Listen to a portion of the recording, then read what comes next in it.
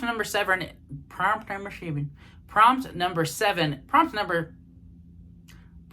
seven is, hey guys, welcome to another video. My name is Ian, I'm Ian the Reader, and today I've got the mid-year book freakout tag for you all. I'm super excited about making this video because I've watched this tag for years. I watched BookTube for like almost a decade before I finally made the leap and started making my own content. I don't know why it took me that long, but it did. Here I am, doesn't matter. I'm just super excited about doing this tag. I know a lot of booktubers have already made this video for the year, but for me, I like to wait until June is over. That way, technically, the first 6 months of the entire 12-month year are over, so I can talk about the whole first half of the year now, and then when we get towards the end of the year, we'll have all those books to talk about as well. I'm going to go ahead and link the questions down below though, that way in case you want to do it or you want to just follow along with me to see what questions are coming next, you can totally look down there and check it out as well. I will also leave a link to a few other of my favorite booktubers videos of them doing this tag for you to enjoy. Without any further ado though, let's jump into the tag. Prompt number one is best book that you've read in 2022. And you'll find this to be a common theme with me. I've read, for the first 6 months of 2022, I finished 70 books. So I have a lot of books on my mind and that I want to talk about and that I want to use for these prompts. So for a lot of them, I'm going to show myself a little bit of grace and allow myself to talk about at least 3 books in all of these prompts. So just prepare yourself for that. I have a lot of answers. But anyway, my favorite 3 books of the year so far are This Tender Land by William Kent Kruger, The Pillars of the Earth by Ken Follett, which is extremely heavy, and The Wall of Storms by Ken Liu. I'm not going to talk too much about Wall of Storms right now because of the fact that it is also going to show up a little bit later, but for now, let's go ahead and talk about the other 2. So let's talk about This Tender Land first. This is a historical fiction book that has so much heart. This is an incredibly moving story about 4 orphans who escape from this school that they have been at that is just terrible and abusive,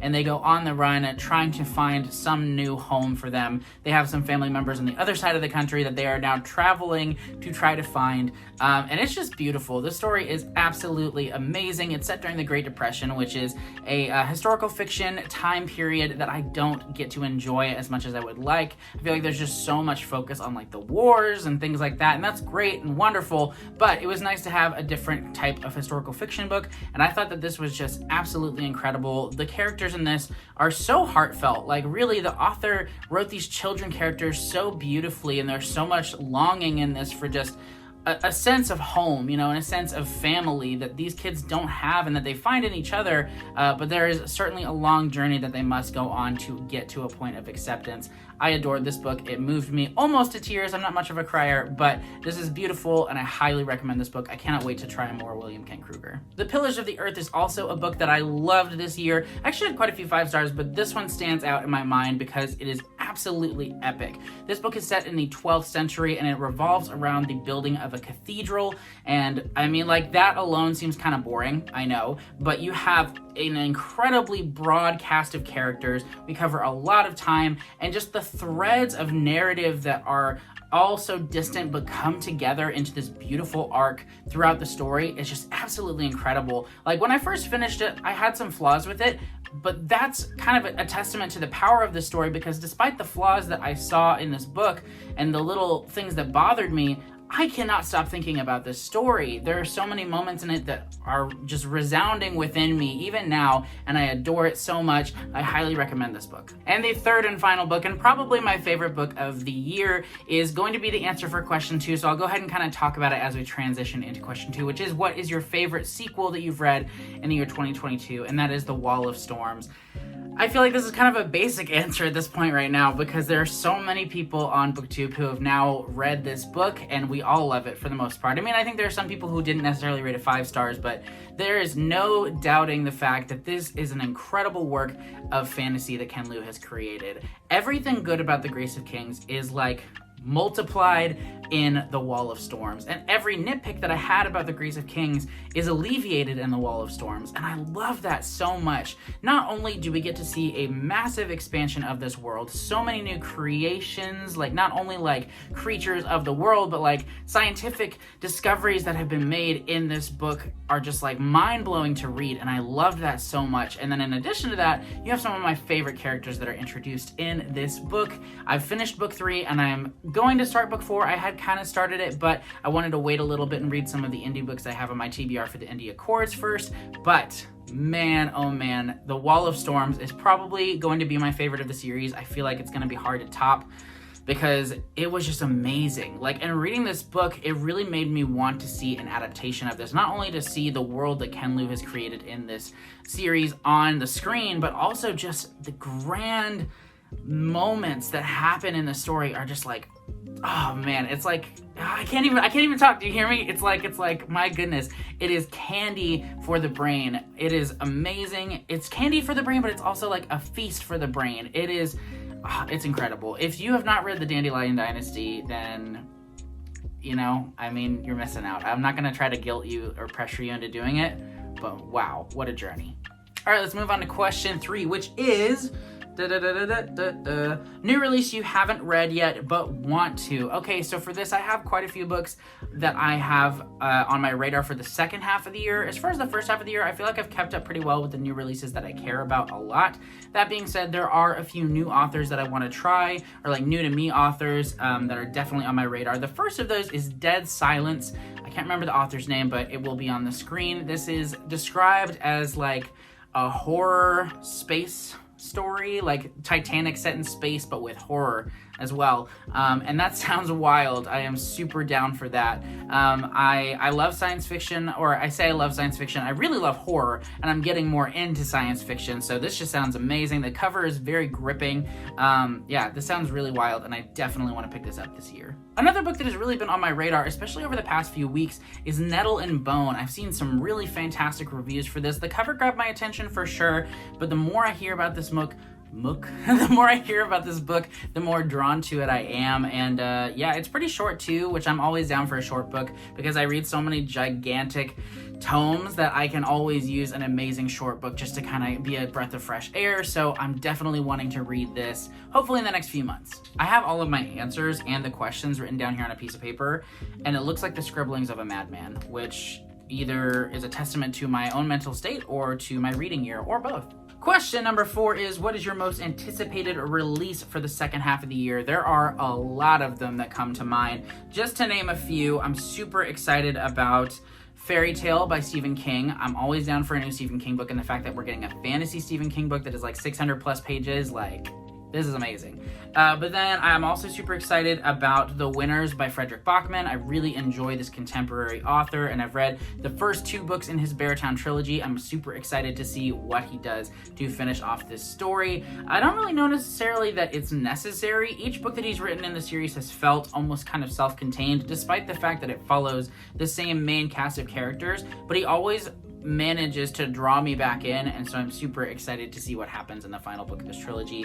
Also super excited about The Lost Metal, the last book in Era 2 of Mistborn by Brandon Sanderson. Really excited about the third and final book in the Threadlight series by Zach Argyle. I'm reading book 2 this month. Super excited to finish that so that I can be ready for the release of book 3 in August. Man, I don't know, there are a lot of them. Those are just a few off the top of my head, but I could go on and on.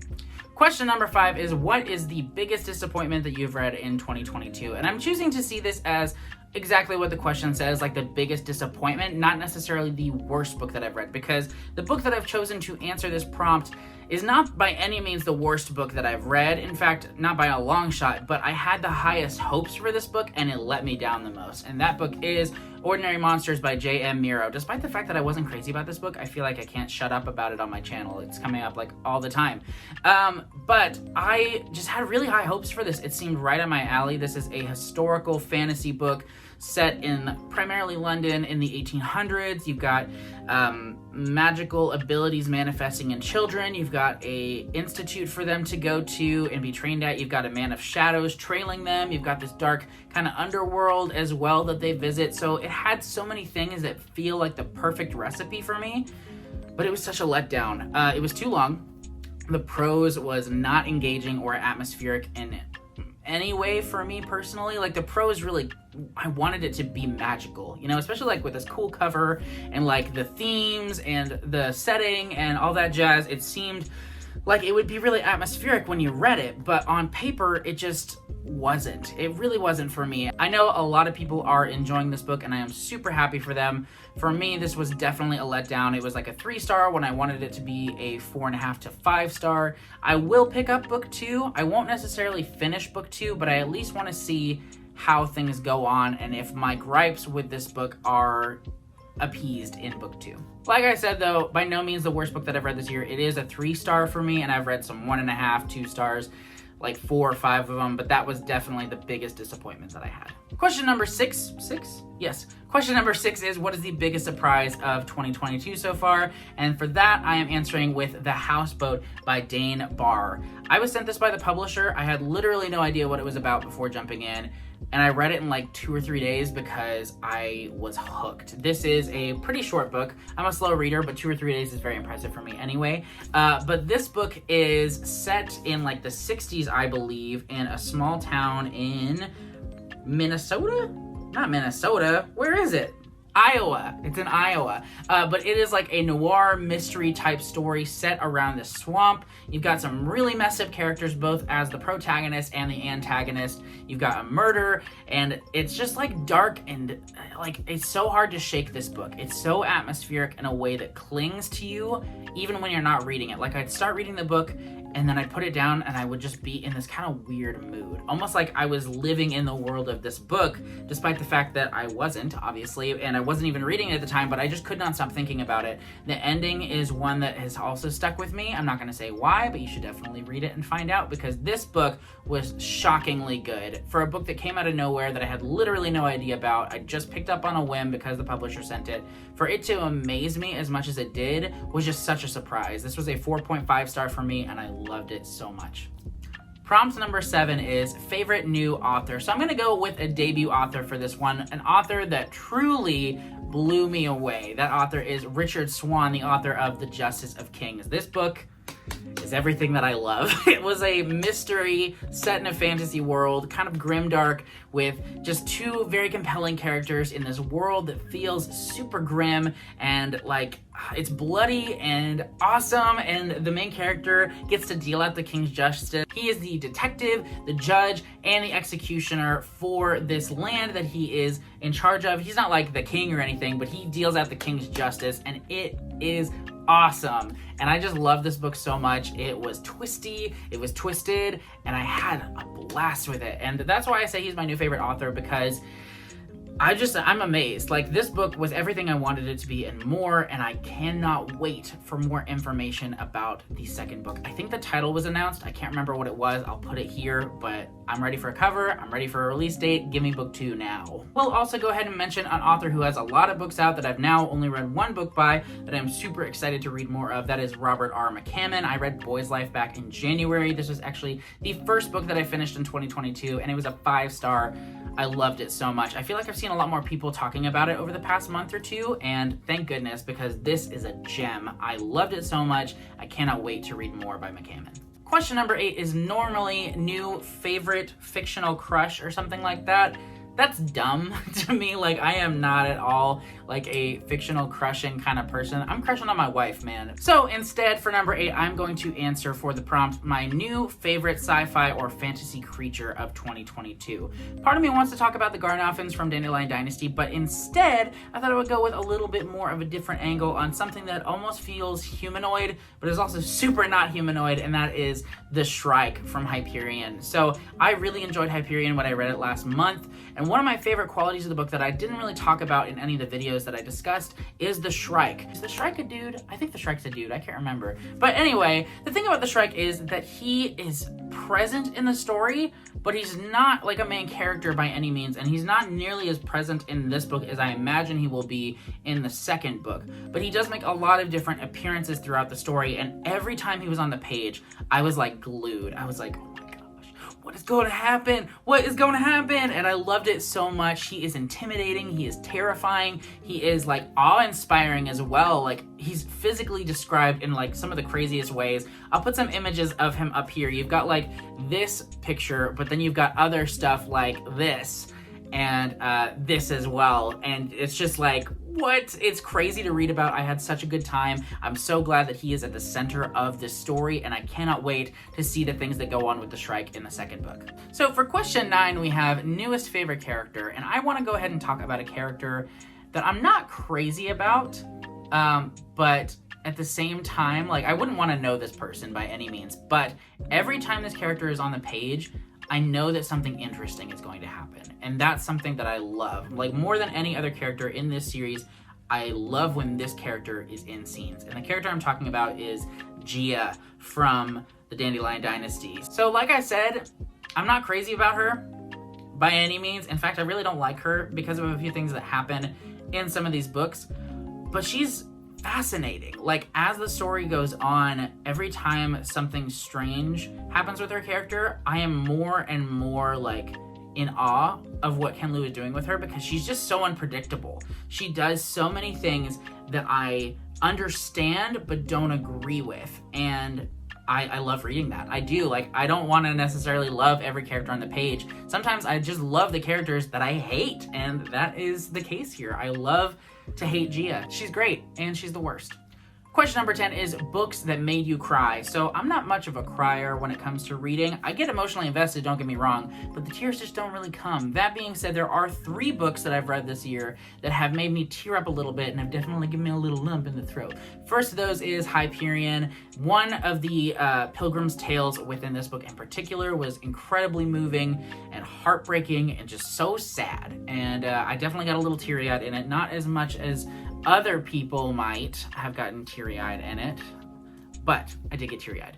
Another book that I really enjoyed, I've got like a crazy stack of books here, you guys. I'm just trying to find everything I'm looking for, so sorry if it's making my camera shake. But another book that really moved me a lot was Hamnet by Maggie O'Farrell. This was a 5-star book that I loved so much, but it ripped my heart out and stomped on it on the ground. I listened to this really, really quickly because I was working and I had a lot of time to listen to audiobooks, so I finished it in like 2 days.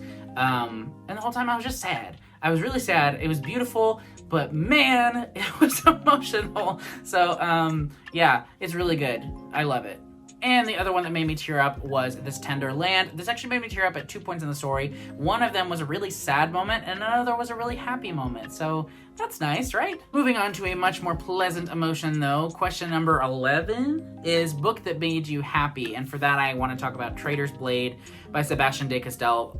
The weird thing about this book is there are some really, like, heartbreaking moments and some really dark moments in this story as well, but the characters and the banter between them made this just such a good time. Like, I actually have a reading vlog of me reading this if you want to check it out. I'll link it down below, but I just had so much fun with these characters, and they are truly what, like, is blowing me away about this series so far, and I need to continue these books, I really do. But their banter and their camaraderie and the brotherhood, it's just awesome. It is. And you've also got like their cool greatcoats or whatever. They're amazing. They really are. But that's fun. But really the characters and just the way they interact with each other was so entertaining for me. I loved it so much. And then another book that made me happy is The Jade Setter of John Loon by Fonda Lee. It was just awesome returning to the world of the Greenbones saga. Had a blast with it. I have a review for that one down below if you would like to check it out. It's non-spoiler, and it's like a prequel to the story, so you can definitely check it out even if you haven't read any of the Greenbones saga. Highly recommend all of them, though. They're amazing. Question number 12 is most beautiful book that you've purchased this year. I didn't actually purchase this. The publisher sent it to me, but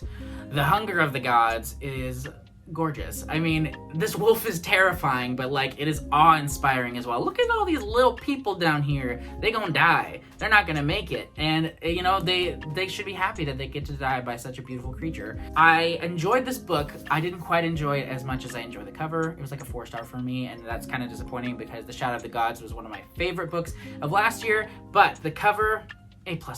And question 13, we've made it to the end, is which books do you need to read by the end of the year? A lot. There are so many books that I have been planning on reading and haven't gotten around to yet. So just to name a few, and I am just going to name a few because I know there are so many books that I could talk about. First, we have John Gwynne again with Malice. Was supposed to read this with my family last year. We have a book club that we read one book a quarter together, and I didn't read this, and it was my selection, and I am a terrible person because of that.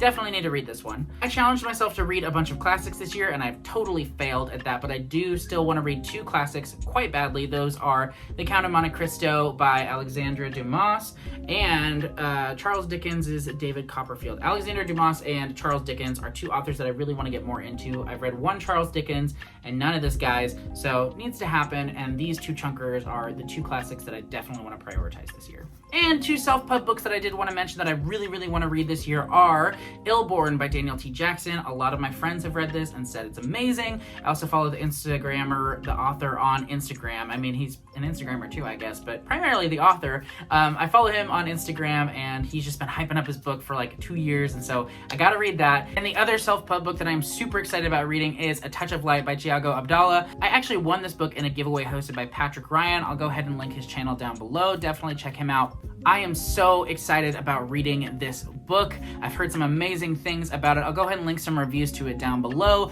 You should totally check those out to hear a little bit more of what it's about. But I know my book is hopefully arriving in the next few weeks in the mail, and if it arrives in time, I'll definitely read it this month for the Indie Accords. But that is all for this video. Thank you so much for watching. I do hope that you enjoyed. Let me know down in the comments what has been your favorite book of 2022 so far. I would love to hear from you. I love book recommendations from you guys, so please let me know. Thank you for watching, and I will see you in the next video. Bye!